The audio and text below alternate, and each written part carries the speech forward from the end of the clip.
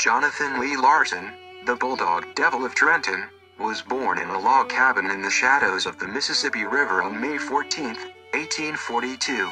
Born to a farmer and a milkmaid, he learned to cut a switch and clean a lamb before he could read. Larson attended school briefly and was learned mostly in scripture. He joined the Iowa Cavalry at the age of 16 and was soon made a Norseman, the deadliest of armed artillerymen.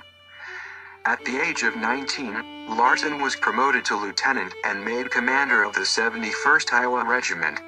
They saw action in several skirmishes on the outskirts of the Ohio in 1862. Larson's shining moment came in 1863 at the Battle of Shiloh. Larson led his brigade into the hornets' nest of Confederate forces, driving the rebels from the woods around the tiny Tennessee town. Larson would later write after his victory, "It is probable that we shall not have a very long rest, and will soon be on the warpath again. But a few weeks is all we desire, for all we want is to see the end of this cruel war. I see our flag now just beyond the Blue Ridge and think, what are we really fighting for? More friends have been lost than my thoughts can bear." Larson would go on to serve another 3 months as a wunderkind before scandal rocked the Iowa ranks.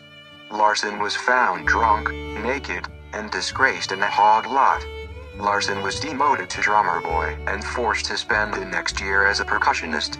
Larson would eventually regain nobility at Gettysburg, where after his commanding officer was lost to a case of the gout, Larson was forced to take command on the North Hills and repel the invaders.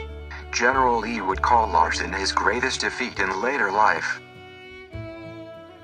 The ferocity of John Larson cannot be understated. The man single-handedly won Gettysburg and consequently the war. His acts in the dim are a defining quality of loyalty. The man has more gumption in the state of Pennsylvania. General Robert E. Lee. Larson's right flank of the rebel forces is still considered one of the greatest military movements of the entire war. Larson would soon move his newly earned force south in Carolina and eventually, Georgia. Larson would spend the next 6 months chasing Thomas Stonewall Jackson.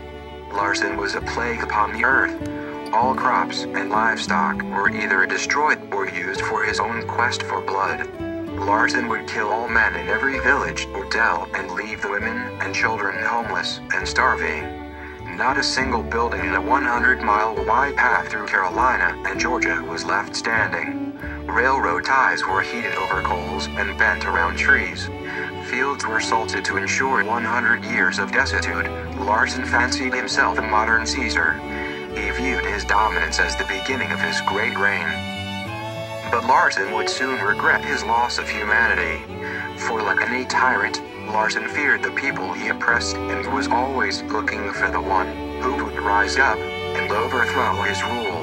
In the small town of Buxton, Georgia, a band of 500 ragtag rebels ambushed his army of almost 15,000. Larson's defeat was complete. "The rebels fell upon us like a swarm of locusts. Every inch of man was torn and ripped until only the dead littered the field, like a crop on the seed." Eli Whitney, 71st Iowa. He was dishonorably discharged and led a life of inferiority, later marrying a former slave, Harriet Tubman. He died of typhus in 1991.